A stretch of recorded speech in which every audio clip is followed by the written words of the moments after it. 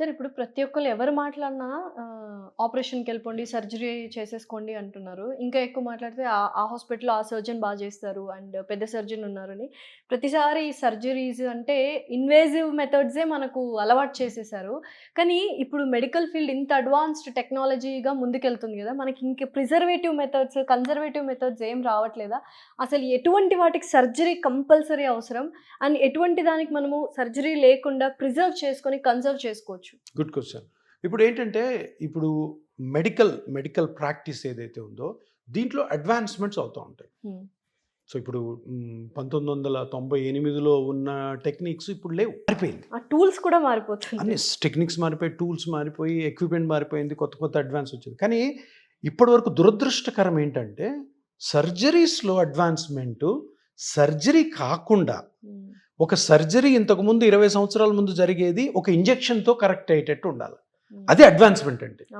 ఒక ఇంజెక్షన్తో చేసేది ఒక ఆయింట్మెంట్తో కరెక్ట్ అవ్వాలి. అడ్వాన్స్మెంట్ అని అది. కానీ నేను కోసేదాన్ని ఇట్లా కోస్తాను, రోబోతో కోస్తాను, నావిగేషన్తో కోస్తాను, ఆర్టిఫిషియల్ ఇంటెలిజెన్స్తో కోస్తాను అన్నది అడ్వాన్స్మెంట్ కాదు. ఇది అబ్సల్యూట్గా నేను తప్పకుండా తప్పే అని చెప్తాను. ఎందుకంటే ఇప్పుడు మీరు అడిగిన క్వశ్చన్ ఏంటంటే ఏ కండిషన్స్కి తప్పకుండా ఆపరేషన్స్కి వెళ్ళాలి, ఏ కండిషన్స్లో ఆపరేషన్స్ అవసరం లేకుండా కూడా మనము కంప్లీట్గా రికవర్ అవ్వచ్చు అన్నది పబ్లిక్కి తెలియాలి. ఇప్పుడు డిసీజ్ అని ఉంటుంది. ఇప్పుడు బ్రెయిన్ ట్యూమర్ ఉంది, బ్రెయిన్లో ఒక గడ్డ ఉంది, that's a disease. Meningioma, astrocytoma ఏవో ఉంటాయి. ఆ న్యూరోసర్జన్స్ ఏం చేస్తారు, తప్పకుండా తీయాలి. అది వదిలేస్తే పెద్దది పెరిగిపోతే తర్వాత పారాలిసిస్లు, తర్వాత అది రెస్పిరేటరీ సెంటర్స్ మీద పడితే రెస్పిరేటరీ ఫెయిల్ చనిపోతారు. అదేవిధంగా హార్ట్లో బ్లాక్స్ ఉన్నాయి, తప్పకుండా ఆ బ్లాక్స్ని ఆపరేషన్ చేసో యాంజియోప్లాస్టీ చేసో క్లియర్ చేయాలి, లేదా చనిపోతారు మనిషి. అదేవిధంగా కిడ్నీస్ 2 ఫెయిల్ అయినాయి, కిడ్నీ తీసేసి ఒక కిడ్నీ తప్పకుండా డోనర్ది. సో ఇవన్నీ డిసీజెస్, వీటికి సర్జరీ అవసరం. సో ఇప్పుడు మీరు తెలుసుకోవాల్సింది ఏంటంటే ఏ దానికి సర్జరీస్ అవసరం లేదు. అంటే ఏ దానికి సర్జరీస్ అవసరం లేకుండా వేరే ఆప్షన్స్ ఉన్నాయి. బ్రెయిన్ ట్యూమర్కి వేరే ఆప్షన్స్ ఏం లేవు. హార్ట్ బ్లాక్స్ అయిపోయినాయంటే యాంజియోప్లాస్టియో సిఏబిజినో చేయాల్సిందే. కిడ్నీ పోతే కిడ్నీ ట్రాన్స్ప్లాంట్ చేయాల్సి. కానీ అందరూ తెలుసుకోవాల్సింది ఏంటంటే పబ్లిక్ ఏ కేసెస్కి సర్జరీ లేకుండా వేరే టెక్నిక్స్ ఉన్నాయా లేదా. వీనికి ముఖ్యమైన ఆన్సర్ ఏంటి అంటే మన బాడీలో అరుగుదలతో కూడిన వచ్చిన నొప్పి, అంటే age wise wear and tear తోటి ఏ పెయిన్స్ వస్తుందో వీటికి సర్జరీ ఒక్కటే ఆప్షన్ అని అనుకోవడము ఒక పెద్ద అపోహ. మోకాలు అరిగింది, మోకాలికి ఆపరేషనే తప్పదు, ఆపరేషన్ అని పబ్లిక్ ఎవరైతే అనుకున్నారో వాళ్ళకి ఒక రిక్వెస్ట్ ఏంటంటే ఆపరేషన్ కాకుండా చాలా టెక్నిక్స్ ఉన్నాయి, గవర్నమెంట్ అప్రూవ్ టెక్నిక్స్ ఉన్నాయి. దాంట్లో ముఖ్యమైనవి ఆపరేషన్ లేని ఇంజెక్షన్ టెక్నిక్స్, అదేవిధంగా షోల్డర్, అదేవిధంగా రిస్ట్, అదేవిధంగా ఎల్బో, అదేవిధంగా హిప్ జాయింట్, అదేవిధంగా యాంకిల్ జాయింట్, అదేవిధంగా స్పైన్ జాయింట్స్. ఇవన్నీ ఏంటి, ఇవి జబ్బులు కాదు.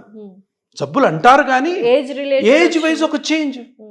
మనిషికి జుట్టు ఊడిపోయినట్టు, మనిషికి జుట్టు తెల్లగైనట్టు, స్కిన్ మడతలు పడినట్టు, అదొక కండిషన్. పెయిన్ఫుల్ కాబట్టి డాక్టర్ దగ్గర పరిగెత్తాం. సో ఇటువంటి కండిషన్స్లో అందరూ జనరల్ పబ్లిక్ తెలుసుకోవాల్సింది ఏంటంటే సర్జరీస్ అవసరం లేదు. సర్జరీస్ కాకుండా వేరే టెక్నిక్స్ కూడా ఉన్నాయి. అరే ఫైనల్గా నాకు సర్జరీయే కదా, ఫైనల్గా నేను సర్జరీ చేసుకోవాలన్న అపోహలో ఉండకండి. టెక్నిక్స్ ఏంటి అంటే దీంట్లో ముఖ్యంగా గమనించాల్సింది, తెలుసుకోవాల్సింది ఏంటంటే ఒకరికి మోకాలు నొప్పి వచ్చింది, అందరికీ ఉన్న హక్కు ఏంటంటే వాళ్ళ మోకాలు నొప్పికి గల కారణం వాళ్ళు తెలుసుకోవాలి. మీరు డాక్టర్ దగ్గర పోయినప్పుడు సార్ మీరు ట్రీట్మెంట్ ఏమిస్తారో పక్కన పెట్టండి, ఫస్ట్ నా మోకాల్లో ఏమని చెప్పండి సార్, అసలు ఎందుకు వచ్చింది క్వశ్చన్ అడగాలి. ఆ డాక్టర్ గారు కూడాను ఇట్లా చేయి బట్టి చూసి చెప్పడం కాదు, దానికి సంబంధించిన స్కాన్ ఏదైనా చేసి చూడండి, ఈ పార్ట్ దెబ్బతినింది, దీనివల్ల మీకు నొప్పి వస్తుంది, ఈ పార్ట్ ఇంత దెబ్బతినింది, ఈ పార్ట్ ఇన్ని రోజులు దెబ్బతినింది అని తెలుసుకోవాలి. సో తెలుసుకున్న తర్వాత ఆ పార్ట్ని ప్రతి ఒక్క పేషెంట్ అడగాల్సిన ముఖ్యమైన ప్రశ్న, సార్ ఆపరేషన్ లేకుండా దీన్ని ఆ దెబ్బతిన్న పార్ట్ని మనం మళ్ళీ నార్మల్ చేసుకోవచ్చా, అటువంటి టెక్నిక్స్ ఉన్నాయా లేదా. ఎందుకంటే బ్లైండ్గా సరే డాక్టర్ గారు ఇది నాకు ప్రాబ్లం ఉంది కదా దీన్ని మార్చేసి ఆపరేషన్ చేసి అంటారు అడగద్దు. మీరు అడగవలసింది ఏంటి అంటే, సార్ ఈ చిన్న ప్రాబ్లమే ఉంది కదా, లేదా ఎంతో ఎంతో ఒక చిన్నదో పెద్దదో ఏదో ఒకటి ఉంది కదా, దాన్ని ఏమన్నా మనము ఇంజెక్షన్ ద్వారానో ఆయింట్మెంట్ ద్వారానో ఆయిల్ ద్వారానో చేసుకోవచ్చా అన్న క్వశ్చన్ అయితే తప్పకుండా అడగండి. ఎందుకంటే అవి ఉన్నాయి టెక్నిక్స్. వాటిని అలాంగ్ విత్ జాగ్రత్తలు, ప్రికాషన్స్, డూస్ అండ్ డోంట్స్ తోటి మనము కంప్లీట్గా రికవర్ అయ్యే ఛాన్సెస్ ఉన్నాయి అని ప్రతి ఒక్కరు తెలుసుకోవాలి. ఆపరేషన్ లేకుండా ఇంజెక్షన్ ద్వారా ఇప్పటి వరకు ఈ వయస్సుతో అరిగిపోయే ఏ జాయింట్ ప్రాబ్లమ్స్ అనే వాటికి the best non surgical treatment PRP treatment. So ఎంత ఎఫెక్టివ్గా వర్క్ చేస్తుంది అన్న క్వశ్చన్ కూడా వేస్తూ ఉంటారు. చాలా ఎఫెక్టివ్గా పనిచేస్తుంది. ఎందుకంటే అది కరెక్ట్ డాక్టర్ దగ్గర చేసుకోవాలి. కరెక్ట్గా డాక్టరు ఏ పార్ట్ అయితే డ్యామేజ్ అయిందో ఆ డ్యామేజ్ని ఆయన కనుక్కోవాలి, మీకు చూపించాలి. దాని తర్వాత ఈ పిఆర్పి చేసే టెక్నిక్ కరెక్ట్గా ఉండాలి.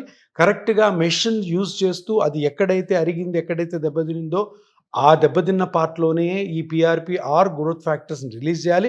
తర్వాత అది పెరుగుతుందా లేదా, అది రీమోడల్ అవుతుందా లేదా చూడాలి, అది మీకు చూపించాలి. ఇలా చేస్తే ప్లస్ మేము చెప్పినటువంటి ఎక్సర్సైజెస్ ప్రాపర్గా చేసుకుంటే దీనికి మించిన ట్రీట్మెంటే లేదు. అయితే అడ్వాంటేజెస్ ఏంటి పిఆర్పి ట్రీట్మెంట్ చేసుకున్నందుకు, అండ్ డిసడ్వాంటేజెస్ ఏంటి సర్జరీ చేసుకుంటే? ఇప్పుడు సర్జరీ డిసడ్వాంటేజెస్ అంటే సర్జరీ అన్నది ఎప్పుడు కూడాను ఎంతో కొంత కాంప్లికేషన్స్కి ఉంటుంది. ఎందుకంటే కటింగ్ కదా, కటింగ్ లోపల సూచర్స్ వేయడము, ఫారెన్ బాడీ పెట్టడం. ఇదేంటిది పిఆర్పి అనేది న్యాచురల్ ట్రీట్మెంట్. ఏంటి న్యాచురల్? బయట నుంచి ఒక కెమికల్ పోదు. ఏం వెళ్తుంది? మీ బ్లడ్లోని సెల్సే వెళ్తాయి. బ్లడ్లోని సెల్స్ చిన్న ఇంజెక్షన్తో లోపలికి వెళ్ళి అది రీమోడలింగో రీజనరేషనో చేసినప్పుడు ఏం సైడ్ ఎఫెక్ట్ ఉంటుంది? Zero side effect. కానీ కరెక్ట్ చేయాలి, కరెక్ట్ డాక్టర్ చేయాలి. Choosing doctor is very important, చాలా ఇంపార్టెంట్. మంచి టెక్నిక్, మంచి హాస్పిటల్ ఉండాలా, స్టెరైల్ కండిషన్స్లో ఆపరేషన్ థియేటర్లో చేయాలి. సో డిసడ్వాంటేజెస్ పిఆర్పి తోటి కరెక్ట్ డాక్టర్తో చేసుకుంటే జీరో. సర్జరీలో ఎంత మంచి డాక్టర్, చాలా మంచి డాక్టర్స్ ఉన్నారు చేసేవాళ్ళు సర్జరీస్, కొన్ని వేల చేసినట్టున్నారు. కానీ ఏ మనిషిలో సర్జరీ ఫెయిల్ అవుద్దో ఎవరికి తెలియదు. సర్జరీని డిస్కరేజ్ చేయడం కాదు, కాకపోతే ఏంటంటే పబ్లిక్కి తెలియాల్సిన విషయం ఏంటంటే నా మోకాలు అరిగిపోతే నాకు మిగిలింది ఒకటి సర్జరీ ఒకటే అన్న భావనని తీసేయడమే ఈ పిఆర్పి యొక్క ముఖ్య ఉద్దేశం. ఇది ఎప్పటి నుంచో ఉంది, ఇది రానివ్వలేదు. నాకు ఇంతకుముందు నాకు ఫ్రెండ్ ఒక జర్నలిస్ట్ ఒక మెసేజ్ పెట్టారు.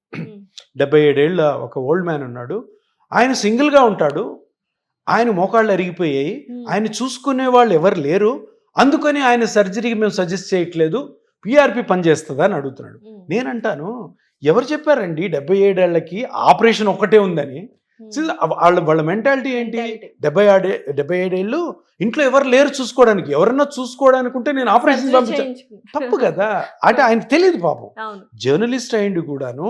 అరే ఇది నేను అప్పుడు ఎక్స్ప్లెయిన్ చేసింది, బాబు ఇట్లాంటి ట్రీట్మెంట్స్ ఉన్నాయి, అసలు 70 తర్వాత సర్జరీలు చాలా కాంప్లికేట్ అవుతాయి, ఇది ఉంది కదా, ఇంత సింపుల్ ట్రీట్మెంట్ ఎందుకు తీసుకోకూడదు? సో ఈ అపోహ చదువుకున్న వాళ్ళలోనే ఉంటే చదువుకోలేని వాళ్ళు ఎంతమంది ఈ ఆపరేషన్ చేసుకొని బాధపడుతున్నారు. కొంతమంది ఆపరేషన్కి డబ్బులు పెట్టుకోలేక అదే నొప్పితో బాధపడుతుంటారు.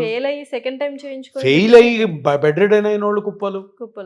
సో ఇవన్నీ కూడాను జనాలు తెలుసుకోవాల్సింది ఏంటి అంటే, ఈ chronic painful conditions, musculoskeletal chronic painful conditions దేనికి కూడాను ఆపరేషన్ ఒక్కటే మార్గము అన్న అపోహలో ఎవ్వరు ఉండకండి. పిఆర్పి అన్నది కూడా ఒక మంచి టెక్నిక్, అది తప్పకుండా తెలుసుకోవాలి. అవేర్నెస్ ప్రపంచం మొత్తం రావాలి. Thank you so much. Thank you.